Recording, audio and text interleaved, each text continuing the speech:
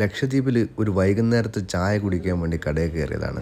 ചായ പറഞ്ഞതിൻ്റെ കൂടെ ആ ഷെൽഫിലുള്ള കടികൾ മുഴുവൻ നമ്മുടെ അടുത്തേക്ക് വന്നു. ആവശ്യമുള്ളതൊക്കെ കഴിച്ചിട്ട് എണ്ണം പറഞ്ഞാൽ മതിയെന്ന്. ഇതിൻ്റെ പേരെന്താ?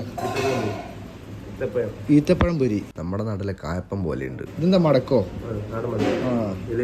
ഇതിൻ്റെ ഒരു സാധനമൊക്കെ നമ്മളുണ്ട്. ഇത് പഴംപൊരി അല്ലേ? ഏറെക്കുറെ നമ്മുടെ നാട്ടിലൊക്കെ ഉള്ള സാധനം തന്നെ. ഞാൻ ഈ ഈത്തപ്പഴം പൊരി എങ്ങനെ ഉണ്ട് നോക്കട്ടെ.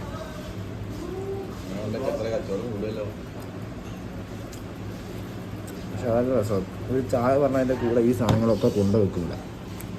അതാ രസം.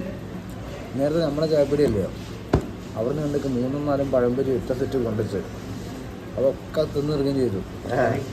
ഒരാള് അയാൾ തന്നെ എടുത്ത് നമ്മളിന്നലെ നോക്കി ഇത് വേണം അത് വേണമെന്ന് മാത്രമേ പറഞ്ഞു. അതുകൊണ്ടേക്കും വേണ്ട കഴിച്ച ഈത്തപ്പഴം നമ്മുടെ നാട്ടിലെ കായപ്പത്തിനുള്ള ഒരു ഈത്തപ്പഴം വെച്ചാൽ ഈത്തപ്പഴം പൊരിയായി. ഈ സാധനമാണ് മടക്ക്.